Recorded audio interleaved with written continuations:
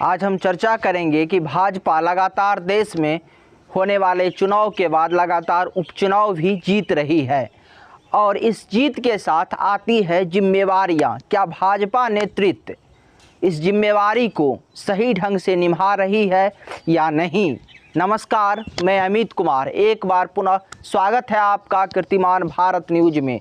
अगर अभी तक आपने हमारे चैनल को सब्सक्राइब नहीं किया तो कर लीजिए और बगल में बेल आइकॉन का घंटी होगा, उसको दबा के ऑल को सेलेक्ट कर लीजिए ताकि हर आने वाले वीडियो का नोटिफिकेशन आप तक पहुंचता रहे।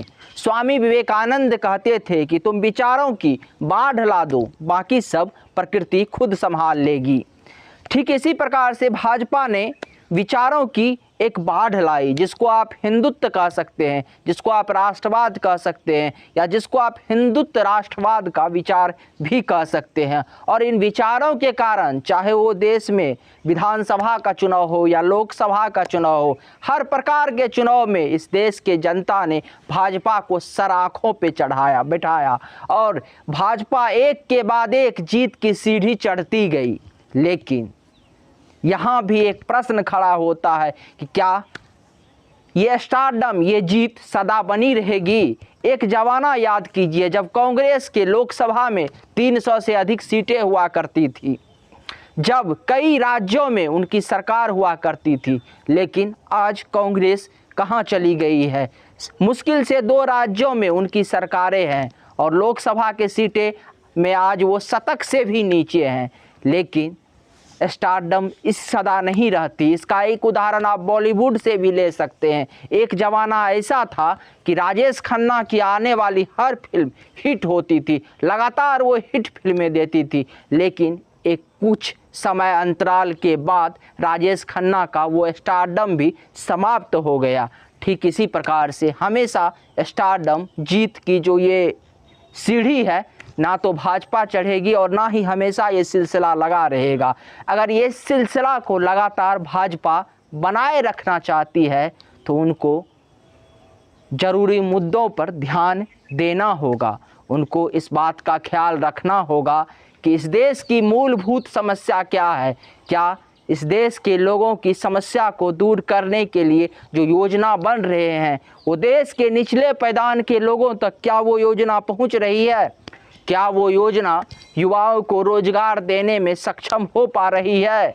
ऐसा ना हो कि देश में अमीर और अमीर बनते जाए और गरीब हो जाए।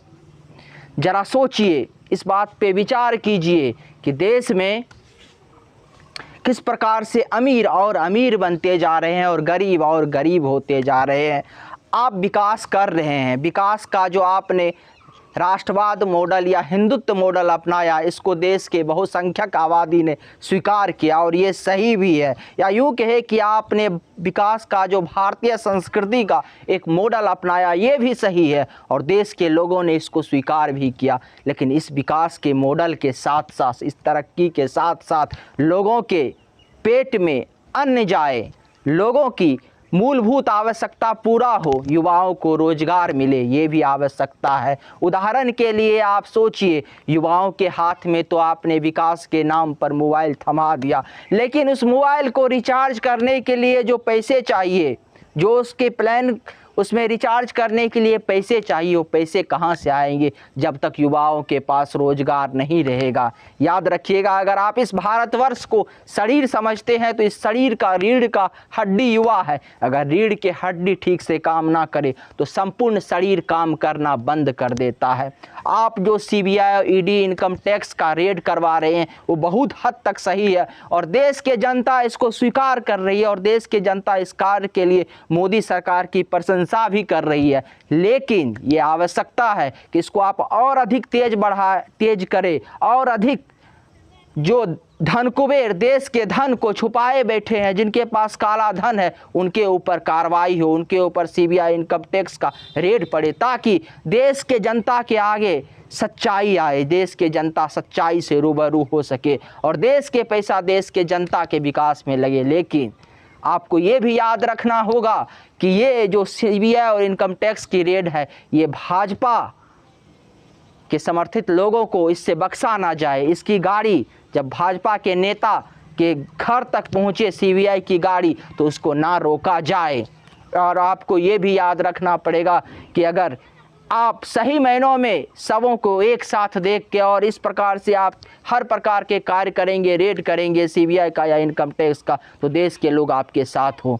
आवश्यकता है कि देश के भागीदार में जो आप योजना बना रहे हैं देश के तरक्की के लिए, उसमें युवाओं का ख्याल रखा जाए और जो योजना आपने बनाया है उसकी समीक्षा किया जाए। कई योजना अच्छी है लेकिन ज़मीनी स्तर पर लोगों को उसका लाभ नहीं मिल रहा है, इसकी भी आप समीक्षा करें।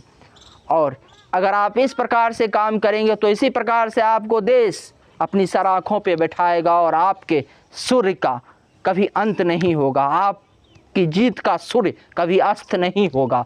लेकिन अगर आप इन मुद्दों पे ध्यान नहीं देंगे तो एक कहावत तो सुनी होगी ना, भूखे भजन ना होए गोपाला, भूखे पेट भजन नहीं होता। इसीलिए युवाओं के रोज़गार पर भी आपको ध्यान देना पड़ेगा। हालांकि एक योजना जो अभी नितिन गडकरी जी बता रहे थे कि आप जो सड़क बनेगी, जो नेशनल हाईवे बनेगी, उसमें आम लोगों का पैसा को इन्वेस्ट किया जाएगा। जिन मध्यम वर्गीय परिवारों के पास पैसा है उसको एक शेयर दिया जाएगा, उसमें उस विकास में आम लोगों को जोड़ा जाएगा। ये अच्छी पहल है। अगर आप विकास के मॉडल में सिर्फ मल्टीनेशनल कंपनियां और देश के बड़े बड़े उद्योगपति को शामिल करेंगे तो उद्योगपति तो पूंजीपति हो जाएंगे, धनवान हो जाएंगे, लेकिन देश के आम लोग बिछड़ जाएंगे, आम लोग और गरीब हो जाएंगे, आम लोगों को अपनी ज़रूरत पूरा करने में समस्या होगी। आवश्यकता है कि नितिन गडकरी जी ने जिस प्रकार से कहा था कि रोड के निर्माण में जो नेशनल हाईवे है, पुल है, जो भी उनके मंत्रालय के द्वारा जो भी कार्य किया जाएगा विकास का, उसमें आम लोगों की भागीदारी होगी, ना कि मल्टीनेशनल कंपनी की। इस चीज़ को आगे बढ़ाने की हर सेक्टर में ज़रूरत है। आपने स्टार्टअप के लिए या और भी जो ने आपने युवाओं को रोज़गार देने के लिए योजना बनाई, क्या ज़मीन स्तर पे इस योजना का सही रूप से युवाओं को लाभ मिल रहा है, इसकी समीक्षा हो। और अगर आप ऐसा करेंगे तो आप सदा ही सत्ता में बने रहेंगे।